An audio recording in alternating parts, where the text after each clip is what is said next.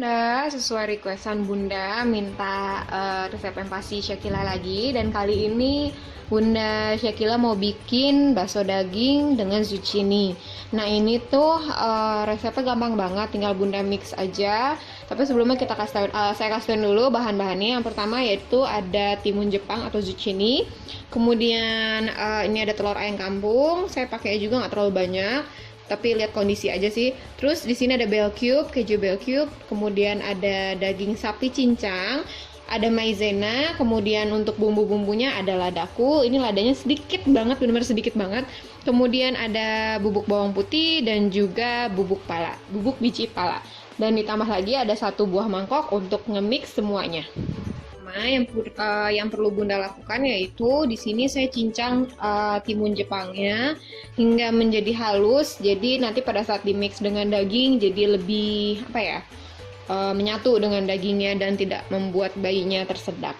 Oke, kalau gitu sekarang kita nge-mix bahan-bahannya. Ini udah saya pecahkan telurnya. Kemudian ini putih telurnya saya nggak ambil banyak, itu Syakila. Nggak terlalu banyak saya ambilnya, jadi hanya sedikit. Jadi saya utamain itu kuning telur, kemudian kita kocok. Lalu di sini akan saya tambahkan lada. Sedikit banget ya, ini hanya untuk aroma saja. Kelihatan nggak sih? Oh, dah. Oke, hanya sedikit. Kemudian bubuk pala sedikit aja.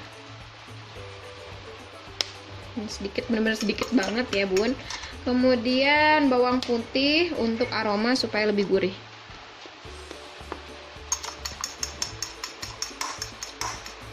Saya rasa cukup segitu. Lalu saya masukkan keju bell cube-nya. Nah, ini gunanya untuk perasa asinnya. Ini agak susah dihancurkannya. Bisa menggunakan tangan juga nggak apa-apa. Nanti pada saat kita nge-mix semua bahan-bahannya.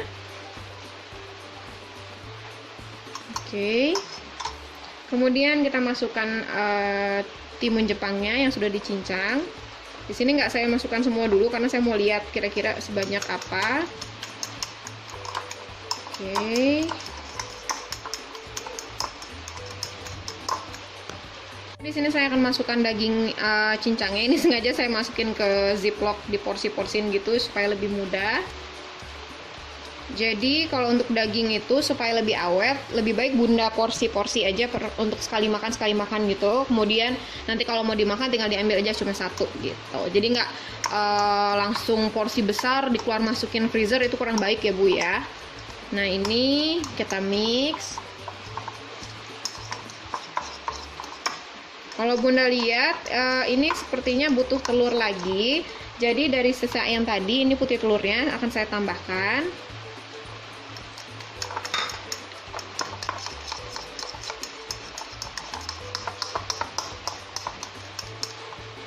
Nah, di sini udah saya tambahkan maizena, ini sekitar 2 sendok kecil. Gunanya tuh untuk merekatkan baksonya. Jadi pada saat nanti dimasukin ke dalam air bisa terbentuk bulat-bulat gitu.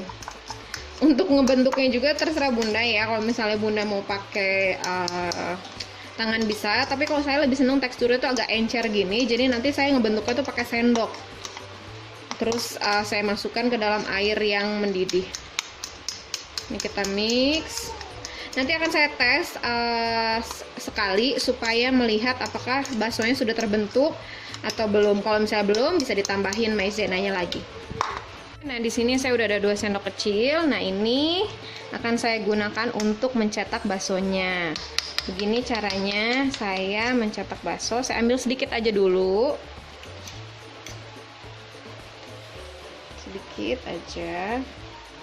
Kemudian kita bentuk pelan-pelan. Memang agak sulit ya kalau encer seperti ini, karena di sini saya mau ngetes dulu kira-kira sudah cukup atau tidak maizenanya.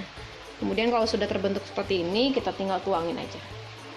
Nanti di dalam air mendidih ini, baksonya akan terbentuk dengan sendirinya. Nah, ini kalau Bunda lihat baksonya sudah mengambang, ini tuh sudah jadi, berarti saya tidak perlu lagi menambahkan tepung maizena. Dan ini akan saya masak sampai matang. Kemudian sekarang kita akan melanjutkan, itu tadi Syakila, melanjutkan untuk mencetaknya.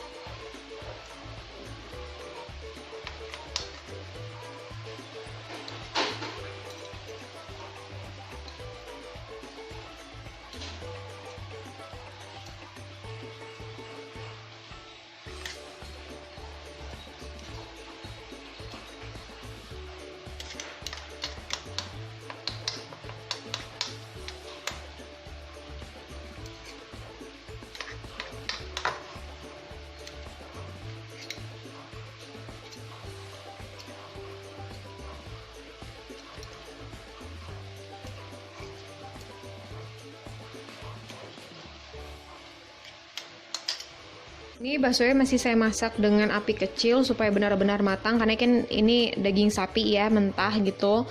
Jadi saya masak lagi sekitar 5 menit sampai 10 menit sampai benar-benar matang. Kemudian nanti akan saya saring.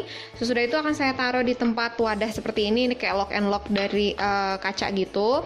Kalau mau dimakan nanti tinggal dihangatkan di dalam magicom, kemudian bisa dicampur dengan misoa atau dengan kaldu tulang sumsum. Oke Bunda, nah ini hasil akhirnya. Sekarang akan saya saring menggunakan saringan ini. Ini udah matang semuanya. Dan saya mau kasih lihat bentuk akhirnya. Ini bentuk akhir baksonya. Bentuknya tidak bulat seperti bakso seperti biasanya, karena memang ini tepungnya juga nggak terlalu banyak. Dan kalau misalnya Bunda punya bayi atau balita yang usia 1 tahun sampai 2 tahun, itu bisa teksturnya lebih padat lagi. Oke deh, sekian dulu. Jangan lupa subscribe, like videonya, komen di bawah kalau Bunda ada pertanyaan. Oke, bye.